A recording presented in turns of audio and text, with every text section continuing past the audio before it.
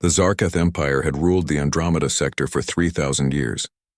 Their warships, massive constructs of living metal and quantum shields, had crushed 17 civilizations.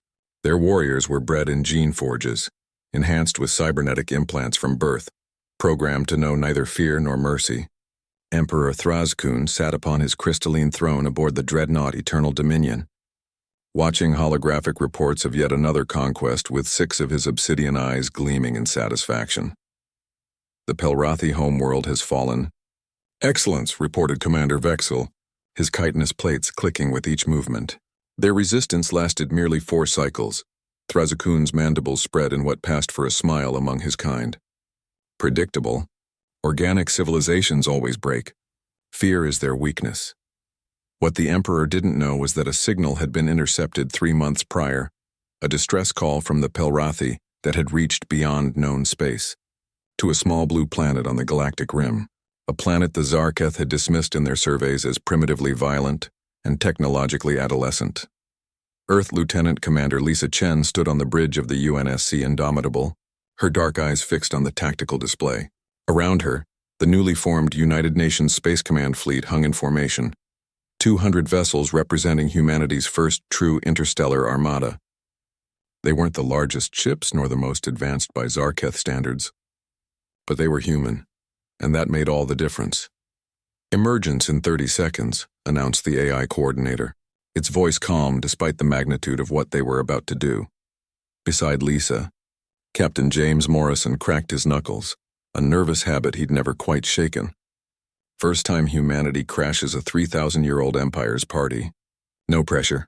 Lisa allowed herself a brief smile. We've done crazier things. Remember the Singapore summit? That was politics. This is war. Same thing, different weapons. The ship shuddered as they dropped out of faster-than-light travel. Before them spread the Pelrathi system, and dominating it like a diseased moon was the Eternal Dominion. Surrounded by 300 Zarketh warships. "Sir, we're being hailed," reported the communications officer. "Audio only." "There," laughing. James nodded grimly. "Put it through." The bridge filled with a sound like grinding metal mixed with insectoid clicking, Zarketh laughter. Then a voice translated through their systems. "Unknown vessels. You have entered sovereign imperial space. Retreat now, or your species will be catalogued as extinct within the cycle." James looked at Lisa. She nodded. "This is Captain James Morrison of the United Nations Space Command. We're here to inform you that your war crimes against the Pelrathi people are recognized by Earth, and we're here to ensure they stop. Withdraw your forces." More laughter. "Earth?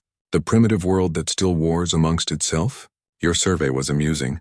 You fight over resources you have in abundance, over invisible lines on your planet, over words in ancient books. You are chaos incarnate." Lisa leaned forward, speaking clearly. "You know what else we are? Survivors.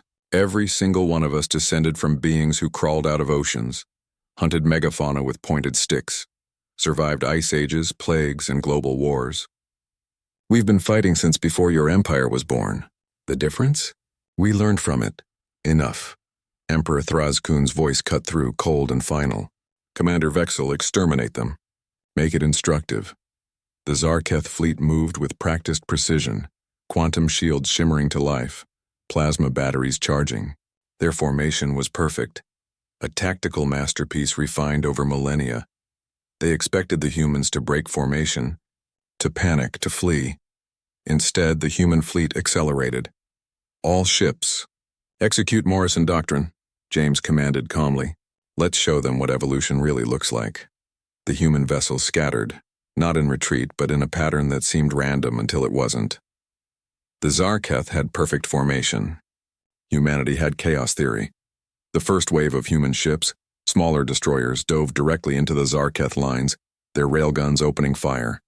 Not at the ships, but at the space between them. Kinetic rounds, thousands of them, turned the orderly formation into a navigation hazard. The Zarketh shields could stop plasma, could absorb energy weapons, but simple mass traveling at relativistic speeds. Physics didn't care about shields. "Second wave, execute," Lisa called out. Missile frigates launched their payloads, not high-tech quantum warheads, but something the Zarketh had never encountered. Nuclear-shaped charges with electromagnetic pulse generators.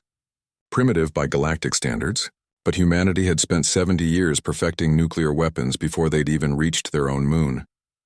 The pulses tore through the Zarketh electronics like wildfire through dry grass. Ships that had dominated space for centuries suddenly went dark, their crews desperately rerouting power.